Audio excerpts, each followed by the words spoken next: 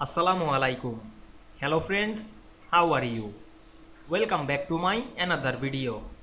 In this video, I am going to show you how to change color of second page in Affinity Publisher. Let's get started. Firstly, we have to open a Affinity Publisher document. Now we want to change color of second page. Go to the second page, double click on the second page. Now we want to change the color. Select the text frame tool and draw the tool over the pages. Then select the move tool and go to the layer section. Then move this layer down on this layer panel. Then lock the layer and click outside of the pages and check the all pages. We can see we changed the page color only second page very easily.